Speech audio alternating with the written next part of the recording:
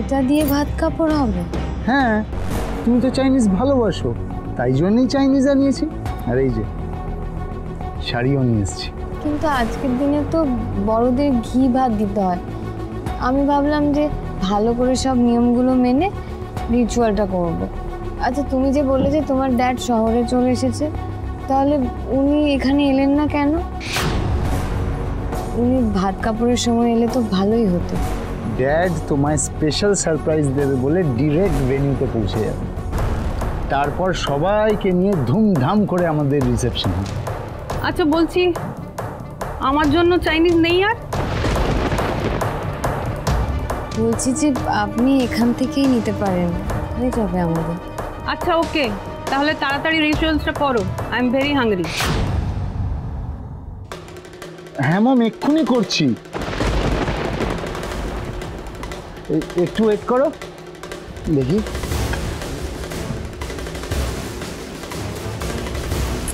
রেশমি, আজ থেকে তোমার ভাত কাপড়ের দায়িত্ব আমার।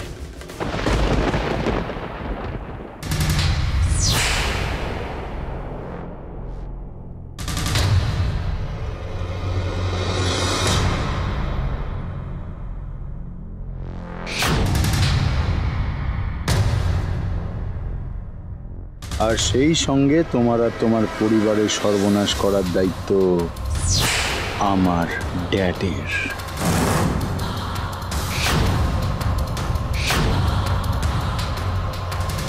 রিচুয়াল হয়ে গেছে তো, নাও লেটস সি।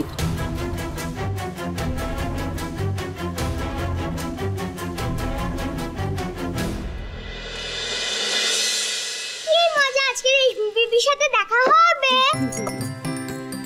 আচ্ছা, বড় দাদা কই? বড় দাদা আমাদের সাথে যাবে না?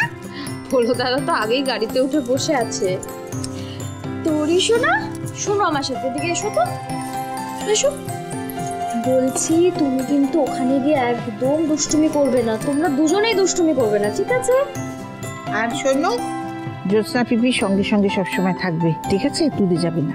ঠিক আছে, আমি আর বড় দাদা সবসময় গুড গার্ল আর গুড বয় হয়ে থাকবো।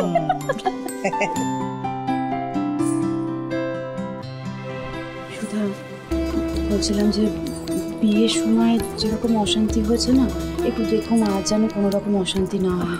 হ্যাঁ সুধা, তুমি একটু দেখে নিও, সবটা যেন ঠিকঠাক মতন করে মিটে যায়। চিন্তা করবেন না ঠাম্মি, আমি কথা দিচ্ছি আজকের দিনে রেশমির কোনো ক্ষতি আমি হতে দেব না। মা চলুন আমরা গাড়িতে গিয়ে বসে। তোরি, ও মা এসো, মা এসো এসো এসো, আমি গাড়িতে যাবো তো।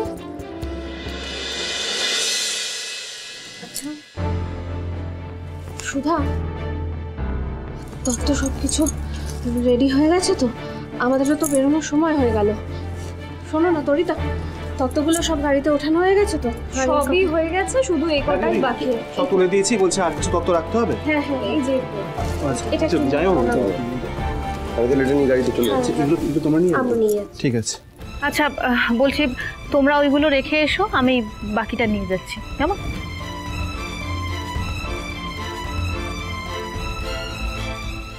আরে কি হলো, তোমরা কি করছো বলো তো? মা মেজো মতো বসে পড়লো গাড়িতে, চলো বেরোই। কি নিতে হবে? এটা নিতে হবে তো? হ্যাঁ হ্যাঁ নিতে হবে, কিন্তু তার আগে আমি ঝিনুককে ডেকে আনছি। হ্যাঁ ঝিনুক কোথায়? বলছি ঝিনুক কোথায় গো? ওকে এখনো রেডি হয়নি নাকি? আমি আমি দেখছি, তুমি তুমি এটা নিয়ে নিও, কেমন? দিদি আমি তো যাবো না বউ ভাতে, তোরা যা। যাবো না মানে? তুই কেন যাবে না ঝিনুক? ঝিনুক, আমাদের তো একসাথে যাওয়ার কথা ছিল। সঞ্জু, তুমি এই কথাটা কি করে বলছো? তুমি তো ভালো করে জানো যে আমি ওই রণজয়ের মুখটাও দেখতে চাই না। ওখানে গেলেই আমার সেই রাতের কথা বারবার মনে পড়বে, আর এটাই মনে হবে যে রেশমির জীবনটা নষ্ট হয়ে গেল, আমি কিচ্ছু করতে পারলাম না। যাই হোক, আমি বাড়িতে থাকতে চাই, প্লিজ তোরা যা, দিদি আমাকে জোর করিস না।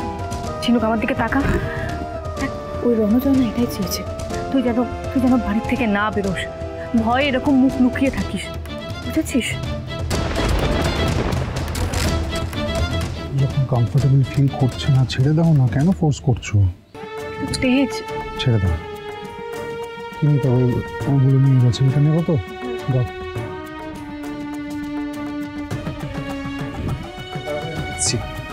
আচ্ছা বেশ, তুই তাহলে বাড়িতে থাক, আর সাবধানে থাকবি, কেমন? কোনো অসুবিধা হলে আমায় ফোন করবি। সাবধানে যাও।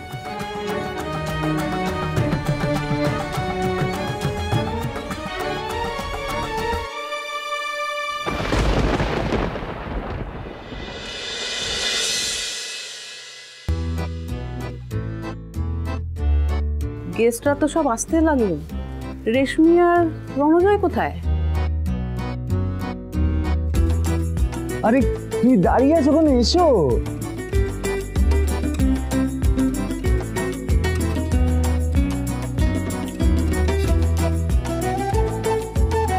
কেমন আছেন? চিনতে পারছেন? অনেকদিন পরে আপনার সঙ্গে দেখা হলো। আচ্ছা, আলাপ করে দিই, আমার মিসেস রেশমি, আর রেশমি মিস্টার বাসু, আমার ড্যাডের বিজনেস পার্টনার।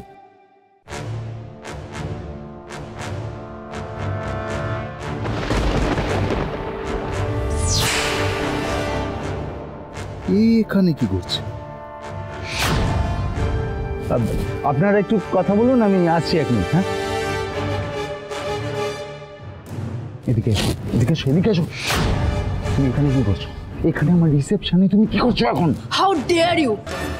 তোমার সাহস কি করে হয় এই প্রশ্নটা করার আমাকে? আর যে তুমি এইভাবে বিয়ে করেছো, আমাকে জানাওনি পর্যন্ত। আমার কলও রিসিভ করছো না, মেসেজের রিপ্লাই দিচ্ছ না। তুমি একটু বোঝার চেষ্টা করো, আমি এখন তোমার সাথে কন্ট্যাক্ট রাখতে পারবো না। আচ্ছা, তুমি আমি পরে পরে তোমার সঙ্গে এটা নিয়ে কথা বলছি, ওকে? পরে আর কি বলবে তুমি? বিয়ের কথাটা জানাবার হলে তো আগেই বলতে পারতে। কিন্তু তুমি বোধহয় ভেবেছিলে তুমি না বললে আদৌ কিছু আমি জানতে পারবো না। না না, আমি তো তুমি জাস্ট আমাকে ইউজ করেছো রণজয়। এতদিন ভালোবাসার কথা বলে আমায় ঠকিয়েছো, বাট এনাফ ইজ এনাফ। আর আমি তোমার কথায় ম্যানিপুলেটেড হব না। আস্তে কথা বলো, একদম চেঁচাবে না, ওকে? এখানে অনেক গেস্ট আছে আর আমার ওয়াইফও আছে। সেই জন্যই তো আমি এখানে এসেছি। আজ আমি আমাদের ব্যাপারে তোমার বউকে সবটা জানাবো। এদিকে আসো, সিকিউরিটি এদিকে আসো, আসুন আসুন আসুন। ওকে এই বেলুন থেকে বাইরে বের করে দিন, ওকে? আর দেখবেন ও যেন আর ভেতরে ঢুকতে না পারে, ওকে? আমায় ধরবে না। আসুন, আপনি আমার সাথে ছাড়ো, আমি আজকে সবটা বলবো। আসুন, ছাড়ো আমায়। আমার সাথে আসুন। আমি কোথাও যাব না। যাও, বাইরে নিয়ে যাও, একদম বাইরে নিয়ে যাও। দেখো যেন ভেতরে আর ঢুকতে না পারে। তুমি জয়, ওই মেয়েটা কে ছিল এভাবে চেঁচামেচি করছে? Uninvited, uninvited. ওই বিয়ে বাড়িতে ঢুকে পড়েছে, এখন ধরা পড়ে গেছে, তাই সিন ক্রিয়েট করছে আর কি। বুঝতেই তো পারছো, বড় লোকের বিয়ে, মানে এরকম অনেকে ফ্রিতে খেতে চলে আসে আর কি। তুমি চিন্তা করো না, আমি সিকিউরিটিকে বলে দিয়েছি, ও হ্যান্ডেল করবে। কিন্তু ও তো বলছিল কিছু একটা বলবে। হ্যাঁ, ও শোন, আমি একটা কথা বলছি, মানে তোমার বাড়ির কেউ এখনো আসলো না? মানে ওরা কি আমাদের উপর এতটাই রাগ করেছে যে আমাদের রিসেপশনেও আসবে না? না না, আমার জাস্ট মার সাথে কথা হলো, সবাই আসছে, রাস্তাতেই আছে। আর মা আর তরিতা বৌদি একটু পরে আসছে। গুড, তাহলে আজকে আমি আমার ড্যাডের সঙ্গে ওদের সবার আলাপ করব। বাট উনিও তো এখনো এলেন না, কখন আসবে জয়? একে তো দেশে ফিরে উনি ছেলের বাড়িতে না উঠে ডিরেক্ট হোটেলে উঠলেন। তুমি তো বললে ডিরেক্ট ভেন্যুতে চলে আসবে, এদিকে সব গেস্ট চলে এসে দেখো উনি এখনো এলেন না। আরে বাবা, আসবে, আমি বলেছি না, ড্যাড একদম সারপ্রাইজ এন্ট্রি নেবে। বাট আগে আমার সাথে তো দেখা হোক, আমার সাথে তো ওনার পরিচয়ই হলো না। আরে বাবা, হবে হবে, এত অধৈর্য হলে চলে বলো? ড্যাড এসে আজকে তোমার পুরো পরিবারের সঙ্গে পরিচয় করবে, ঠিক আছে? তবে সবার আগে পরিচয় করবে মিসেস সুধামণি বসু মল্লিকের সঙ্গে।